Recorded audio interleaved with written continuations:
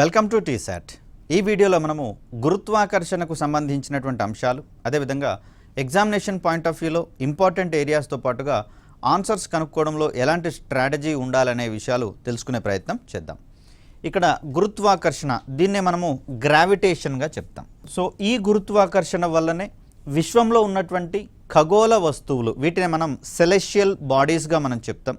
ఇవి ఒకదానినొకటి ఆకర్షించుకోవడంతో పాటుగా ఈ ఆకర్షణ బలాలు అధికమవుతున్న కొద్దీ వాటి యొక్క ప్రభావం నుంచి తప్పించుకునేటటువంటి క్రమంలో ఒకదాని చుట్టూతో మరొకటి పరిభ్రమించేటటువంటి కోణాన్ని, రెవల్యూషన్స్ చేసేటటువంటి కోణాన్ని మనం గమనిస్తూనే ఉన్నాం. వీటన్నిటికీ ఆధారభూతమైనటువంటి కాన్సెప్ట్గా మనకు గురుత్వాకర్షణ అనేది నిలబడుతుంది. ఇక్కడ భూమి మీద ఉన్నటువంటి సమస్త వస్తురాశిని భూమి ఏ విధంగా అయితే తన వైపుకు ఆకర్షించుకునేటటువంటి ప్రయత్నం చేస్తుందో, సృష్టిలో ఉన్నటువంటి మిగిలిన ఖగోళ వస్తువులు, ఇతర గ్రహాలు కావచ్చు, నక్షత్రాలు కావచ్చు, తమ దగ్గరలో ఉన్నటువంటి ఆ వస్తురాశిని తమ వైపుకి ఆకర్షించుకునేటటువంటి ప్రయత్నం చేస్తాయి. ఈ ఆకర్షణ కొంత దూరం వరకు ఆకర్షణ బలాలుగా పనిచేస్తూ ఉంటే, ఒక నిర్దిష్ట దూరం దాటిన తర్వాత అంతే అమౌంట్లో మనకు వికర్షణ బలాలు కూడా తోడవుతాయి. కాబట్టి ఈ ఆకర్షణ మరియు వికర్షణ బలాలు సమానమైనంతసేపు ఒక వస్తువు మరొక పెద్ద ఖగోళ వస్తువు చుట్టూతా పరిభ్రమించేటటువంటి ప్రయత్నం చేస్తుంది. మరి వాటికి సంబంధించినటువంటి బేసిక్ ఇష్యూస్ ఏంటి, అవి ఏ విధంగా మన యొక్క సృష్టి యొక్క ఉనికిని కాపాడుకోవడంలో ఉపయోగపడుతున్నాయో గమనించుకునేటటువంటి ప్రయత్నం చేద్దాం. సో దీంట్లో ఈ సృష్టి ఆవిర్భావానికి సంబంధించి కావచ్చు, ఈ ఖగోళ వస్తువుల యొక్క చలనాల గురించి కావచ్చు, అనాదిగా శాస్త్రవేత్తలు పరిశీలనలు, పరిశోధనలు, ప్రయోగాలు చేస్తూనే ఉన్నారు. మరి అలాంటి వాళ్ళలో ఒక ముఖ్యమైనటువంటి వ్యక్తిగా మనకు గెలీలియో గెలీలీ అనేటటువంటి వ్యక్తి కనిపిస్తాడు. తనకంటే ముందు శకం వరకు కేవలం విజ్ఞాన శాస్త్రాన్ని సైద్ధాంతిక విజ్ఞాన శాస్త్రంగా మాత్రమే పరిగణించేవారు అని చెప్పేసి ఒక చిన్న మాట ఎక్స్ప్లెయిన్ చేసుకుందాము. సో ఇది కేవలము థిరిటికల్ సైన్స్గా మాత్రమే కనిపించేది. అంటే ఏదైనా ఒక విషయానికి సంబంధించినటువంటి దృగ్విషయాలను ఊహించడము, వాటి వెనకాల ఉన్నటువంటి కారణాలను కనుక్కునేటటువంటి క్రమంలో తాము సంపాదించినటువంటి జ్ఞానాన్ని మాత్రమే ఉపయోగించుకునేవారు. కానీ గెలీలియో గెలీలీ అనేటటువంటి వ్యక్తి వచ్చిన తర్వాత దీనిని సైద్ధాంతికంగా ప్రూవ్ చేయడం కన్నా ప్రయోగాత్మకంగా ఎక్స్పెరిమెంట్స్ చేయడం ద్వారా వాటిని ప్రూవ్ చేసేటటువంటి కోణంలో గెలీలీ ఎక్కువగా కృషి చేశాడు. అందుకు అవసరమయ్యేటటువంటి అనేకమైనటువంటి పరికరాలను తను ఆవిష్కరించడం జరిగింది. కాబట్టే గెలీలియో గెలీలీ నుంచి వచ్చినటువంటి విజ్ఞాన శాస్త్రాన్ని మనము ప్రయోగాత్మక విజ్ఞాన శాస్త్రము, ఎక్స్పెరిమెంటల్ సైన్స్గా మనం చెప్తాం. ఒక విషయాన్ని ఊహించడము, దానిని సపోర్ట్ చేసేటటువంటి సాక్ష్యాలను సమీకరించేటటువంటి క్రమంలో అవసరమైనటువంటి ప్రయోగాలు చేయడము, ఒకవేళ ప్రయోగ ఫలితాలు గనక మనం అనుకున్న దానికి విరుద్ధంగా ఉన్నట్లయితే మరొక పద్ధతిలో దాన్ని ధృవీకరించుకునే ప్రయత్నం చేయడం, అక్కడ కూడా విఫలమైతే ఈ దృగ్విషయానికి మరొక కారణాన్ని ఊహించుకోవడం, ఇలా మనకు ప్రయోగాత్మక విజ్ఞాన శాస్త్రం అనేది ట్రయల్ అండ్ ఎర్రర్ మెథడ్లో పనిచేస్తూ ఉంటే, సైద్ధాంతిక విజ్ఞాన శాస్త్రంలో మనకు కాజ్ అండ్ ఎఫెక్ట్ థియరీ, అదే మనకు గెలీలియో గెలీలీ వివరించినటువంటి ప్రయోగాత్మక విజ్ఞాన శాస్త్రము. మరి దీంట్లో కీలకమైనటువంటి భూమికగా మనము ట్రయల్ అండ్ ఎర్రర్ మెథడ్ని చూస్తాం. సో ఈ రకమైనటువంటి సైద్ధాంతిక పరిశీలనల ద్వారా తొలినాళ్ళలో మనకు పరిశోధనలు జరిగినాయి. ఒక విషయం చూస్తే వివిధ వాలు తలాలు, ఇంక్లైన్డ్ సర్ఫేసెస్ అంటున్నాం, వీటి మీద చేసినటువంటి పరిశీలనలు కావచ్చు, ఇతర పరిశోధనల ఫలితంగా స్వేచ్ఛగా పతనమయ్యేటటువంటి వస్తువులు, ఫ్రీలీ ఫాలింగ్ బాడీస్ అంటాం. ఒక నిర్దిష్ట ఎత్తులో ఒక వస్తువుని ఉంచి దాన్ని అక్కడి నుంచి వదిలివేసినప్పుడు అది భూమి వైపుకి ఒక స్వేచ్ఛాపతన వస్తువు మాదిరిగా ప్రయాణిస్తుంది. ఈ సందర్భంలో అది భారరహిత స్థితిని ఎక్స్పీరియన్స్ చేసేటటువంటి అవకాశం ఉంది. అంటే ఆ వస్తువు యొక్క ద్రవ్యరాశి ఎంతున్నా కూడా బరువు అనేది శూన్యమయ్యేటటువంటి పరిస్థితి మనకు కనిపిస్తుంది. మరి ఇలాంటి స్వేచ్ఛాపతన వస్తువుల మీద, అదేవిధంగా వాలు తలాల మీద వస్తువులను ఉంచి వాటి యొక్క చలనాలను అధ్యయనం చేసిన మీదట వస్తువులు తమ ద్రవ్యరాశులతో నిమిత్తం లేకుండా భూమి వైపుకి ఒకే త్వరణంతో చలిస్తాయని చెప్పేసి తెలుసుకున్న వ్యక్తి మనకు గెలీలియోగా మనం చూస్తాం. మరి ఇలా చూస్తే మనకు ఒక 5 అంతస్తుల భవనం మీద నుంచి ఒక పక్షి ఈకను కావచ్చు, అదేవిధంగా ఒక రూపాయి నాణెంను కావచ్చు విడుదల చేసినట్లయితే ఏవి ముందు నేలను తాకేటటువంటి అవకాశం ఉందని చెప్పేసి కోణంలో మనకు గతంలో క్వశ్చన్స్ రావడం అనేది జరిగింది. ఇక్కడ గాలి యొక్క ప్రభావము లేదు అనుకున్నటువంటి పరిస్థితులలో ఇవి రెండింటిని ఒకటేసారి వదిలిపెట్టినప్పుడు పక్షి ఈక మరియు రూపాయి నాణెం రెండు కూడా ఒకటేసారి భూమిని చేరేటటువంటి ప్రయత్నం చేస్తాయి. ఎందుకు అంటే ద్రవ్యరాశితో నిమిత్తం లేకుండా భూమి వైపుకి ఒకే త్వరణంతో ప్రయాణం చేస్తాయని చెప్పేసి అనుకున్నాం. కాబట్టి భూమి విషయంలో ఈ త్వరణం విలువ అన్నిటికీ సమానంగా ఉంటుంది. ఇది 9.8 మీటర్స్ పర్ సెకండ్ స్క్వేర్ విలువతోటి చలిస్తాయి. కాబట్టి ఈ త్వరణము పక్షి ఈకకు మరియు రూపాయి నాణెం రెండిటికి సమానంగా ఉంటుంది. మనమేమనుకుంటామంటే పక్షి ఈక తేలికగా ఉంటుంది, రూపాయి నాణెం బరువుగా ఉంటుంది, కాబట్టి రూపాయి నాణెమే ముందుగా వస్తుందని చెప్పేసి అనుకుంటాం. కానీ రెండు కూడా ఒకటే త్వరణంతో ప్రయాణిస్తాయి. కాబట్టి ఆ సందర్భంలో గాలి యొక్క ప్రభావము లేని పరిస్థితులలో ఇవి రెండు ఒకటేసారి నేలను తాకుతాయి. ఇవి మనకు కాస్త క్రిటికల్గా అనిపించినా కూడా ఎనలిటికల్గా వీటిని మనం చేసుకుంటూ సమాధానం పరుచుకుంటూ మనం వీటికి ఆన్సర్స్ని పేర్కొనాల్సి వస్తుంది. సో అందుకనే మనము ఆధునిక విజ్ఞాన శాస్త్ర పితామహునిగా మనము గెలీలీని పేర్కొంటాం. ఎందుకంటే తన రాక ద్వారానే ప్రయోగాత్మక విజ్ఞాన శాస్త్రం అనేటటువంటి నూతన భావన రావడం జరిగింది. ప్రతి అంశాన్ని దానికి రుజువు చేసేటటువంటి క్రమంలో ఒక సహేతుకమైనటువంటి కారణాన్ని కనుగొనాల్సి వస్తుంది.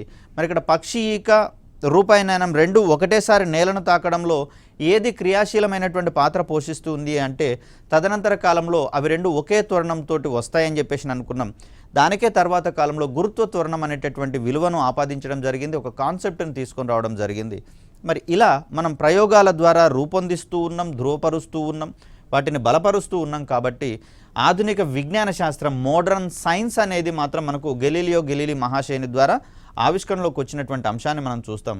సో ఈ కోణంలో మానవుడు పుట్టుక నుంచి మొదలుకొని చనిపోయేంత వరకు కూడా ఆ పుట్టుక సమయంలో ఉన్నటువంటి గ్రహాల యొక్క ప్రభావము మానవ జీవితం మీద ఉంటుందని ప్రగాఢంగా నమ్మే వ్యక్తులు తొలినాళ్ళ నుంచి కూడా మనకు కనిపిస్తారు. వీళ్ళనే మనము జ్యోతిష్య శాస్త్రవేత్తలని, ఆస్ట్రాలజర్స్ అని పేర్కొనేటటువంటి క్రమంలో ప్రస్తుతం మనం వాటిని నమ్మట్లేము, నమ్మకపోయినా మనకు జరిగేటివన్నీ జరుగుతూనే ఉన్నాయి. ఆ విషయాన్ని మనము దేన్ని బలపరచాలనేది పక్కకు పెడితే తొలినాళ్ళలో ఈ భావన బలంగా ఉంది. కాబట్టే మనకు విజ్ఞాన శాస్త్రవేత్తలందరూ కూడా ఈ ఖగోళ వస్తువుల యొక్క ప్రభావాలు మానవ జీవితం మీద ఏ విధంగా ఉంటాయో కనుక్కోవడం మీదనే అధికంగా దృష్టి సారించడం జరిగింది. అలా మనకు జ్యోతిష శాస్త్రం అనేది ఆవిర్భవించడం జరిగింది. ఈ జ్యోతిష శాస్త్రాన్ని మరింత సమున్నతీకరించేటటువంటి క్రమంలో, దీన్ని మరింత డెవలప్ చేసేటటువంటి క్రమంలో మనకు ఈ స్పేస్ సైన్స్ అండ్ టెక్నాలజీ, అదేవిధంగా ఆస్ట్రానమీ అనేటటువంటివి వెలుగులోకి రావడం అనేది జరిగింది. మరి ఆ కోణంలో చూస్తే మానవ జీవనంపై ఖగోళ రాశులు అంటే మనకు గ్రహాలు కావచ్చు, వాటికి సంబంధించినటువంటి ఉపగ్రహాలు కావచ్చు, జనన సమయంలో ఆ ఏ ఉపగ్రహాలు లేదా గ్రహాలు అయితే ఉన్నాయో వాటి యొక్క ప్రభావము జీవితకాలం పాటు ఉంటుంది. కాబట్టి ఈ ప్రభావాలను జ్యోతిష శాస్త్రం పేరిట అభివృద్ధి చెందించడం జరిగింది మనకు ప్రాచీన విజ్ఞాన శాస్త్రవేత్తలందరూ కూడా. మరి ఈ విజ్ఞాన శాస్త్రవేత్తలు ఎన్నో సంవత్సరాలుగా సృష్టికి సంబంధించినటువంటి రహస్యాల మీద పరిశోధనలు చేస్తూనే ఉన్నారు. దానికి సంబంధించినటువంటి సిద్ధాంతాలని మనము భూ ఆవిర్భావానికి సంబంధించినటువంటి సిద్ధాంతాలు, అదేవిధంగా గ్రహ గతులకు సంబంధించినటువంటి సిద్ధాంతాలుగా మనం పేర్కొంటూ ఉన్నాం. మరి వీటిని ఆవిష్కరించేటటువంటి క్రమంలో వెలుగులోకి వచ్చిందే మనకు ఆస్ట్రానమీకి సంబంధించినటువంటి అంశాలు. మరి ఇక్కడ భూ ఆవిర్భావానికి సంబంధించినటువంటి సిద్ధాంతాలుగా మనం భూకేంద్రక సిద్ధాంతాన్ని, సూర్యకేంద్రక సిద్ధాంతాన్ని, కెప్లర్ గ్రహగమన నియమాలు, వీటి తర్వాత విశ్వ గురుత్వాకర్షణ నియమాలకు సంబంధించినటువంటి అంశాలను పేర్కొంటూ ఉంటాం. మరి భూకేంద్రక సిద్ధాంతం ఆవిర్భవించింది కదా, మిగిలిన వాటిని ఎందుకు తీసుకోవాల్సి వచ్చింది అంటే ముందుగానే చెప్పుకున్నాం, ఇది మనకు సైద్ధాంతిక విజ్ఞాన శాస్త్రంలో భాగంగా ఆవిర్భవించింది. ఇక సూర్యకేంద్రక సిద్ధాంతం దగ్గర నుంచి మనకు ప్రయోగాత్మక విజ్ఞాన శాస్త్రం వెలుగులోకి వచ్చిందని చెప్పేసి చెప్పుకున్నాం. కాబట్టి ఇక్కడి నుంచి ఈ సిద్ధాంతాలలో ఉన్నటువంటి మైన్యూర్ డిఫరెన్సెస్ మరియు డివియేషన్స్ని కూడా కరెక్షన్స్ చేసేటటువంటి కోణంలో అనేక ప్రయోగాలు జరపడం జరిగింది. ఆ ప్రయోగ ఫలితాల ఆధారంగా వీటిని మరింతగా అప్గ్రేడ్ చేసినటువంటి వెర్షన్స్గా మనం ఇక్కడ చూడాల్సి ఉంటుంది. సో భూకేంద్రక సిద్ధాంతాన్ని మనము జియోసెంట్రిక్ థియరీ అంటే భూమి కేంద్రంగా ఉంటూ లేదా భూమి కేంద్ర స్థానంలో ఉంటూ మిగిలిన ఖగోళ రాశులన్నీ కూడా భూమి చుట్టూత పరిభ్రమిస్తున్నాయని చెప్పేసి వివరించేది మనకు భూకేంద్రక సిద్ధాంతం. అలా కాదు, సూర్యుడే కేంద్రక స్థానంలో ఉన్నాడు, సూర్యుని చుట్టూతనే మనం చూసేటటువంటి భూమి కావచ్చు, ఇతర గ్రహాలు కావచ్చు పరిభ్రమిస్తున్నాయని వివరించేది సూర్యకేంద్రక సిద్ధాంతం.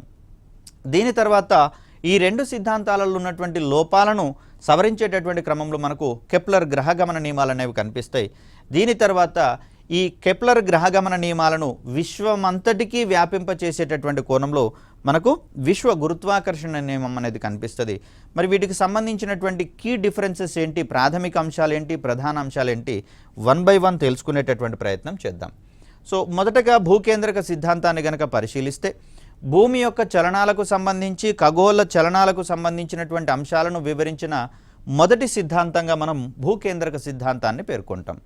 సో ఈ నియమం ప్రకారం విశ్వంలో ఉన్నటువంటి ఖగోళ వస్తువులన్నీ అనగా సూర్యుడు లాంటి నక్షత్రాలు కావచ్చు, ఇతర గ్రహాలు కావచ్చు, భూమి కేంద్రంగా పరిభ్రమిస్తాయని చెప్పేసి వివరించడం జరిగింది.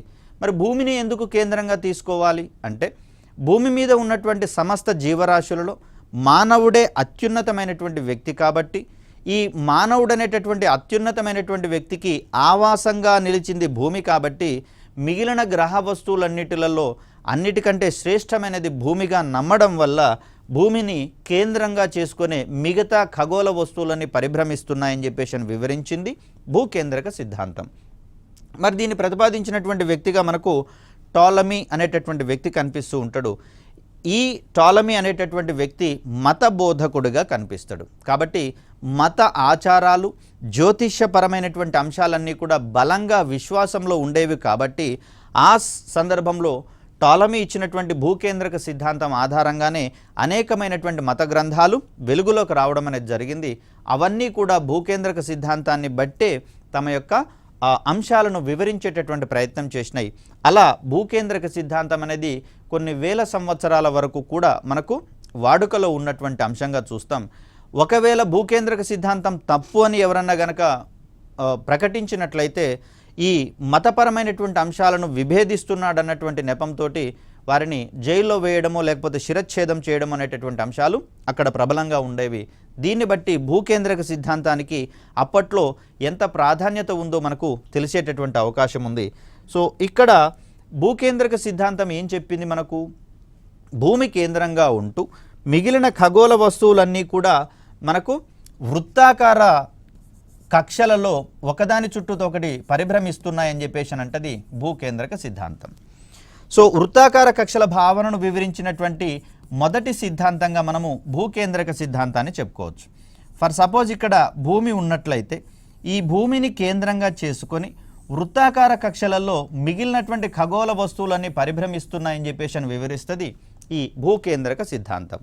మరి ఆ సందర్భంలో సూర్యుడు అనేటటువంటి ఒక ఖగోళ వస్తువు లేదా నక్షత్రము ఇక్కడ భూమి చుట్టూతో పరిభ్రమిస్తున్నటువంటి సందర్భంలో ఇది వృత్తాకార మార్గంలో పరిభ్రమిస్తుందని చెప్పేసి అన్నాం కాబట్టి భూమి చుట్టూతో ఇది పరిభ్రమించేటటువంటి సందర్భంలో ఏ పరిస్థితులలో ఏ సమయంలో చూసినా భూమికి సూర్యునికి మధ్య దూరం మారదు.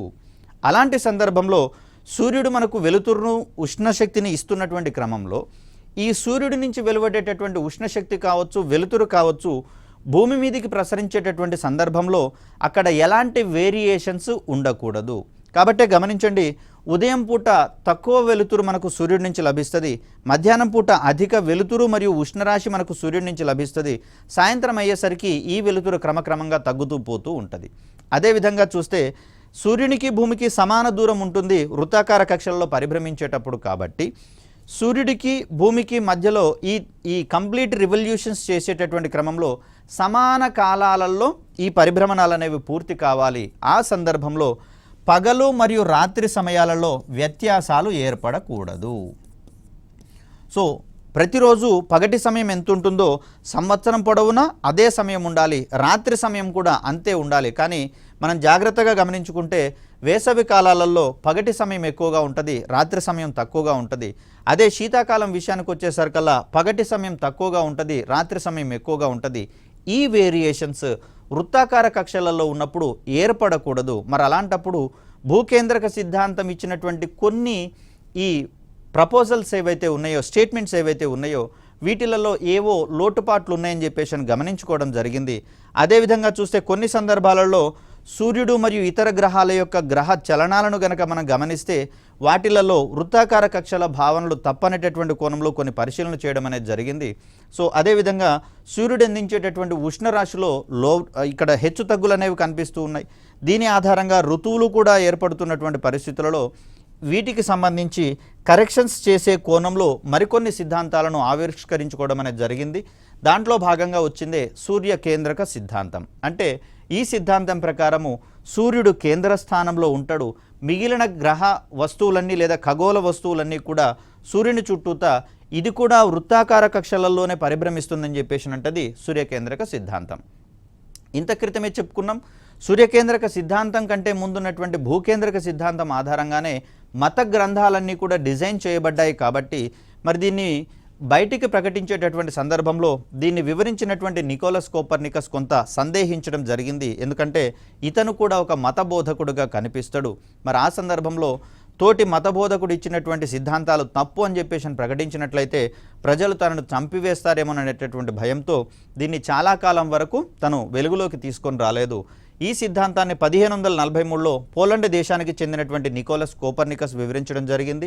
మరి ఈ సిద్ధాంతాన్ని బలపరిచినటువంటి వ్యక్తులు ఎవరు అంటే టైకో బ్రాహి మరియు గెలీలియో కాలానికి ప్రయోగాత్మక విజ్ఞాన శాస్త్రం వచ్చిందని చెప్పేసి అనుకున్నాం. కాబట్టి ప్రతి అంశానికి అంటే సృష్టిలో జరిగే ప్రతి అంశానికి ఒక ప్రత్యేకమైనటువంటి సైంటిఫిక్ రీజన్ ఉంటుందని, ఆ రీజన్ కనుక్కునేటటువంటి కోణంలో గెలీలియో అనేక పరిశోధనలు ప్రయోగాలు చేశాడు. కాబట్టి తను సపోర్టు చేసిన ధర్మిల సూర్యకేంద్రక సిద్ధాంతాన్ని వెలుగులోకి తీసుకొని రావచ్చు అనేటటువంటి ధైర్యం కోపర్నికస్కి రావడం జరిగింది. అఫ్ కోర్స్ తను కూడా తన యొక్క జీవిత చరమాంకంలో అంటే ఇక మరణం దగ్గరకు వచ్చిందనేటటువంటి సందర్భంలో వృద్ధాప్య దశలోనే ఈ సిద్ధాంతాన్ని వెలుగులోకి తీసుకొని రావడం జరిగింది.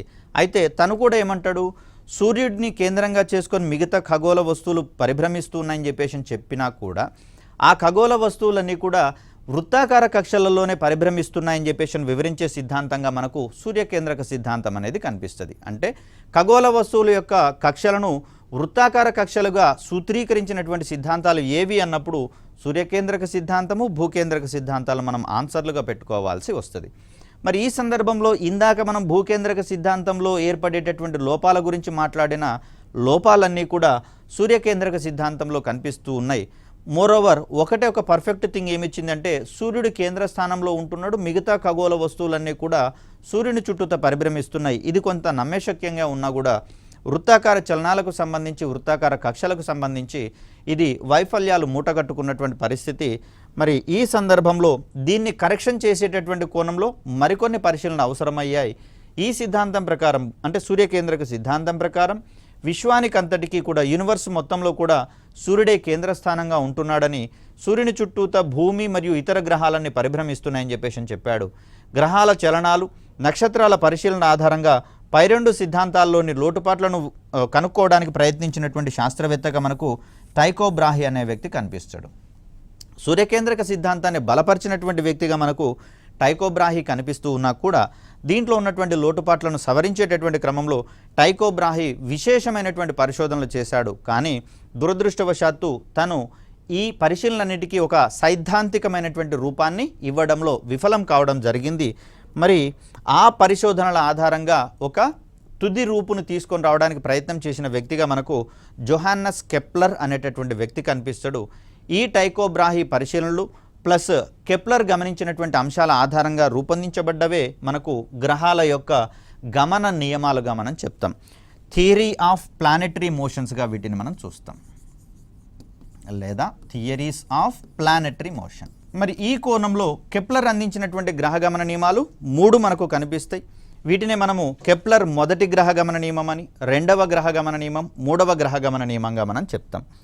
సో మరి వీటికి సంబంధించినటువంటి ఒక్కొక్క అంశాన్ని కనుక మనం చూస్తే కెప్లర్ కంటే ముందున్నటువంటి 2 సిద్ధాంతాలు కూడా ఒక ఖగోళ వస్తువు మరొక దాని చుట్టూతో పరిభ్రమించే క్రమంలో వృత్తాకార కక్షలలో పరిభ్రమిస్తాయని చెప్పేసి అనుకున్నాం. ఇక్కడ కక్ష అంటే ఒక మార్గము అనుకోవచ్చండి.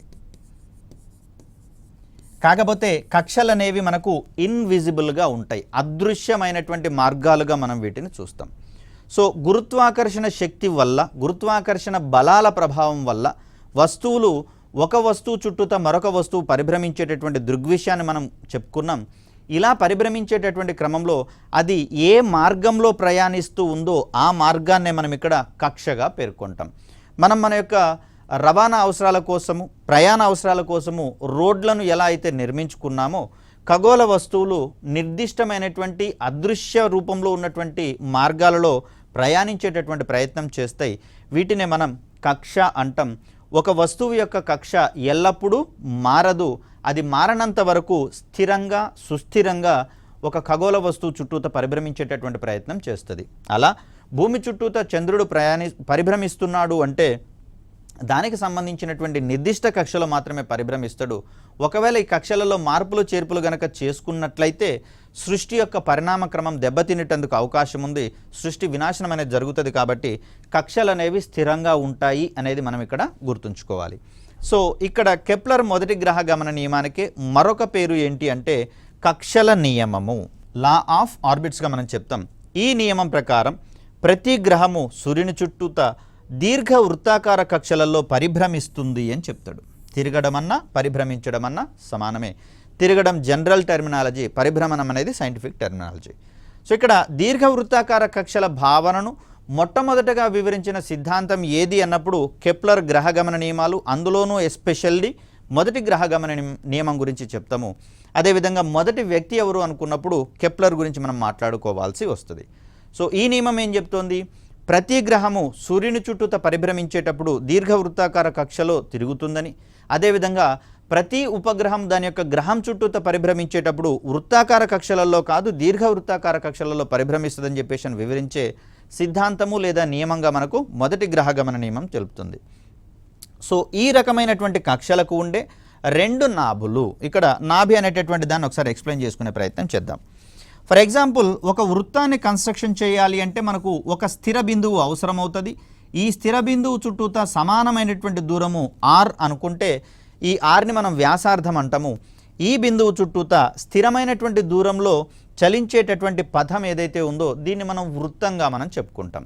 ఫర్ సపోజ్ ఇక్కడ సూర్యుడు ఉన్నట్లయితే, దీని చుట్టూతా భూమి పరిభ్రమిస్తున్నట్లయితే వృత్తాకార కక్షలలో తిరిగేటప్పుడు భూమికి సూర్యునికి మధ్య ఉండే దూరం ఎట్టి పరిస్థితులలోనూ మారకూడదు. కానీ మనమేం పరిశీలన చేసుకున్నాం? ఈ సందర్భంలో అపహేలి, పరిహేలి అనేటటువంటి రెండు టెర్మినాలజీలను తీసుకున్నాం. అంటే కొన్ని సందర్భాల్లో భూమికి సూర్యునికి మధ్య దూరం తక్కువగా ఉంటుందని, మరికొన్ని సందర్భాల్లో భూమికి సూర్యునికి మధ్య దూరం ఎక్కువగా ఉంటుందనేటటువంటి కోణాలు మనందరికీ తెలిసిందే. మరి దీర్ఘ వృత్తాకార కక్షలలో ఉన్నప్పుడు మాత్రమే ఇది పాసిబుల్ అవుతుంది. వృత్తాకార కక్షలలో ఈ దూరాలు అనేవి మార్పిడి జరగవు. సో వృత్తాన్ని మనం కన్స్ట్రక్షన్ చేయాలంటే ఒక స్థిర బిందువు మాత్రమే అవసరం అవుతుంది. అదే దీర్ఘ వృత్తాన్ని కనుక మనం కన్స్ట్రక్షన్ చేయాలి అంటే రెండు బిందువులు మనకు అవసరం అవుతాయి. సో దీన్ని మనం దీర్ఘ వృత్తాకారం అనుకున్నప్పుడు ఇక్కడ ఒక స్థిర బిందువు, ఇక్కడ ఒక స్థిర బిందువు అనేది కనిపిస్తుంది. ఈ రెండు స్థిర బిందువుల్ని ఇక్కడైతేనేమో మనం కేంద్రము అనేటటువంటి పేరుతోటి చెప్తాము, సెంటర్. సో ఇక్కడికి వచ్చేసరికల్లా మనము వీటిని నాభులు అంటాం. సో ఇక్కడ ఒక నాభి, ఇక్కడ ఒక నాభి ఉంటుంది.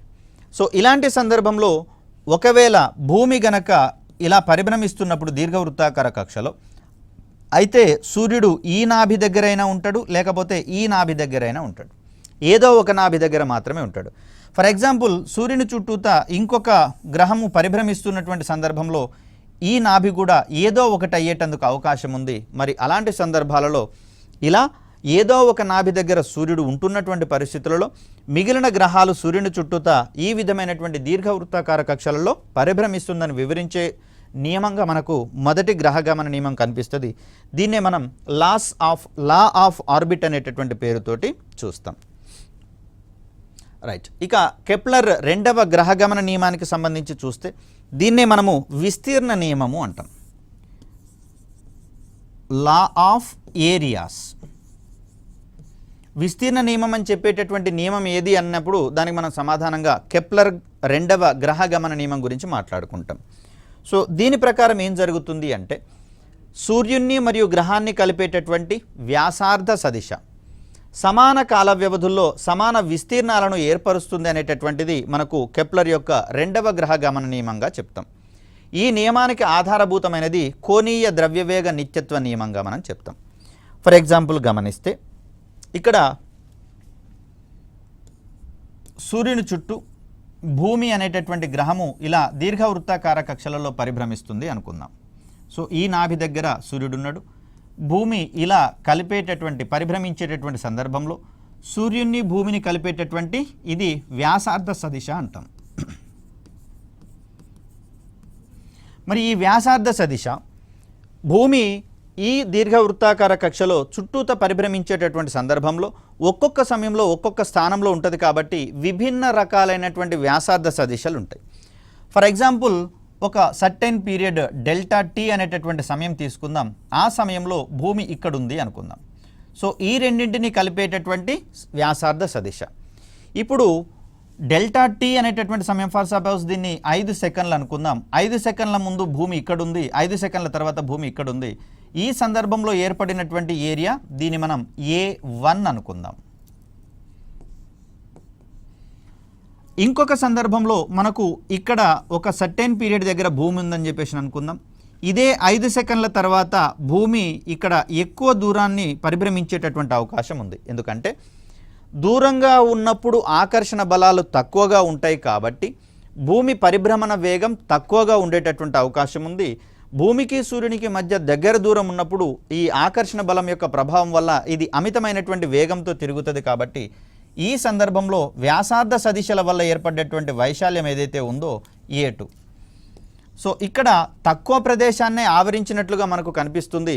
ఇక్కడేమో ఎక్కువ దూరాలలో కనిపిస్తూ ఉన్నా కూడా విచిత్రంగా ఇక్కడ మనం A1 మరియు A2 వాల్యూస్ రెండు సమానమని చెప్తుంది మనకు కెప్లర్ రెండవ గ్రహగమన నియమం. ఫర్ ఎగ్జాంపుల్ సుదూరంలో ఉన్నప్పుడు కనుక మనం గమనిస్తే ఇదే 5 సెకండ్స్ సమయంలో ఇక్కడ ఉన్నటువంటి భూమి 5 సెకండ్స్ తర్వాత ఇక్కడికి గనక వచ్చినట్లయితే ఈ రెండింటినీ కలిపేటటువంటి వ్యాసార్థ సదిశల వల్ల ఏర్పడే విస్తీర్ణం ఏదైతే ఉందో దీన్ని A3 అని గనక మనం అనుకుంటే ఇక్కడ A1 is equal to A2 is equal to A3గా దీన్ని మనం చెప్తాం. అనగా సమాన కాల వ్యవధుల్లో వ్యాసార్థ సదిశ సమానమైనటువంటి వైశాల్యాలు ఏర్పడతాయి. ఇవి ఈ కక్ష పొడవుత ఇదే రకమైనటువంటి పరిస్థితి ఉంటుందని వివరించే నియమంగా మనము రెండవ గ్రహగమన నియమాన్ని గురించి మనం మాట్లాడుకుంటాం. దీని తర్వాత మనం చెప్పుకోవాల్సింది మూడవ గ్రహగమన నియమం. దీన్నే ఆవర్తన కాలాల నియమం అని చెప్పేసి కూడా అనుకుంటాం. సో దీని ప్రకారం ఏం జరుగుతుంది అంటే ఒక గ్రహం యొక్క ఆవర్తన కాలం అంటే అది ఒక పూర్తి పరిభ్రమణాన్ని చేయడానికి పట్టేటటువంటి కాలాన్ని ఆవర్తన కాలం అని చెప్పేసి అంటాం. ఈ కాలం తర్వాత ఏం జరుగుతుందంటే మరొక పరిభ్రమణం పూర్తి చేయడానికి సదరు గ్రహం ప్రయత్నిస్తుంది. కాబట్టి దీని తర్వాత దీర్ఘవృత్తాకార కక్ష యొక్క అర్ధ గురు అక్షము ఈ రెండిటికి ఉన్నటువంటి నిష్పత్తి స్థిరం అని చెప్పేసి చెప్తుంది మూడవ గ్రహగమన నియమం. ఇక్కడ టీ యొక్క వర్గానికి మరియు అర్ధగురు అక్షం యొక్క ఘనానికి మధ్య అనులోమానుపాతం ఉంటుందని చెప్పేసి అంటారు. లేదా మరో రకంగా T²/A³ ఈజ్ ఈక్వల్ టు స్థిరము. అంటే ప్రతి గ్రహానికి ఈ రెండింటి యొక్క నిష్పత్తి స్థిరంగా ఉంటుంది irrespective of their distances from sun. అంటే సూర్యుడి నుంచి ఎంత దూరంలో ఉంటున్నారనే దానితో నిమిత్తం లేకుండా ఇక్కడ వీనస్ నుంచి మొదలుకొని యురేనస్ నెప్ట్యూన్ వరకు ఈ నిష్పత్తి అనేది స్థిరంగా ఉండేటటువంటి అవకాశం ఉంది. మరి దీనికి కారణంగా ఏం చెప్పుకోవచ్చు మనకు అంటే మనకు బుధుడు మెర్క్యూరీ వీళ్ళందరూ ఉన్నటువంటి పరిస్థితులలో బుధ గ్రహం అనేది సూర్యునికి దగ్గరగా ఉండేటటువంటి గ్రహం కాబట్టి మరి ఈ సందర్భంలో సూర్యుని యొక్క ఆకర్షణ బలాల ప్రభావం వల్ల బుధుడు అమితమైనటువంటి వేగంతో సూర్యుని చుట్టూత పరిభ్రమిస్తుంటాడు. కేవలము రోజుల వ్యవధిలోనే సుమారుగా 88 రోజుల కాలంలోనే ఇక్కడ సూర్యుని చుట్టూత పరిభ్రమించేటటువంటి అంశాన్ని మనం చూస్తాం. అదేవిధంగా బుధునికి సూర్యునికి మధ్య దూరం కూడా తక్కువగా ఉంటున్నటువంటి పరిస్థితులలో ఈ సందర్భంలో T²/A³ వాల్యూ మనకు చాలా ఏదో ఒక విలువ వచ్చేటటువంటి అవకాశం ఉంది. దీన్ని K అనుకుందాము. మరి యురేనస్ విషయానికి వచ్చేసరికల్లా సూర్యుడికి భూమికి మధ్య దూరం అమాంతం పెరిగిపోయింది. ఆ యురేనస్ యొక్క పరిభ్రమణ కాలం కూడా కొన్ని సంవత్సరాలు ఉంటున్నటువంటి పరిస్థితులలో అక్కడ కూడా T²/A³ విలువ K అనేటటువంటి స్థిరాంకానికి సమానం అవుతుంది. మరి ఈ నియమాన్ని వివరించినటువంటి సిద్ధాంతంగా నియమంగా మనకు కెప్లర్ మూడవ గ్రహగమన నియమం అనేది మనకు కనిపిస్తూ ఉంటుంది. అయితే కెప్లర్ విషయానికి వచ్చేసరికల్లా ఇక్కడ కేవలము సూర్య కుటుంబానికి సంబంధించినటువంటి భావనలు మాత్రమే మనకు అందించడం జరిగింది. మరి ఈ నియమాలను విశ్వం మొత్తానికి వ్యాపింపచేసినటువంటి వ్యక్తిగా మనకు న్యూటన్ మహాశయుడు కనిపిస్తాడు. న్యూటన్ మహాశయుడు అందించినటువంటి ఈ సిద్ధాంతాన్ని మనము విశ్వ గురుత్వాకర్షణ నియమంగా మనం చెప్పుకుంటూ ఉన్నాం. ఇక్కడ T²/a³ విలువ ఎల్లప్పుడూ ఈ సౌర కుటుంబంలోని అన్ని గ్రహాలకు మనకు 2.95 నుంచి 3.01 వెరీ మైన్యూర్ డిఫరెన్స్గా మనకి ఇక్కడ కనిపిస్తూ ఉంటుంది. దూరాలతో నిమిత్తం లేదు, పరిభ్రమణ కాలాలతో నిమిత్తం లేకుండా ప్రతి గ్రహానికి T²/a³ యొక్క విలువ ఈ రెండిటి విలువల మధ్యలోనే ఉన్నట్లుగా మనం చూస్తూ ఉన్నాం. ఈ విషయాల ఆధారంగా మనకు విశ్వ గురుత్వాకర్షణ నియమం అనేది మరికొన్ని గురుత్వాకర్షణకు సంబంధించినటువంటి వివరాలను అందించడం అనేది జరిగింది. వాటిని మనము తదుపరి వీడియోలో తెలుసుకునే ప్రయత్నం చేద్దాం. Thank you.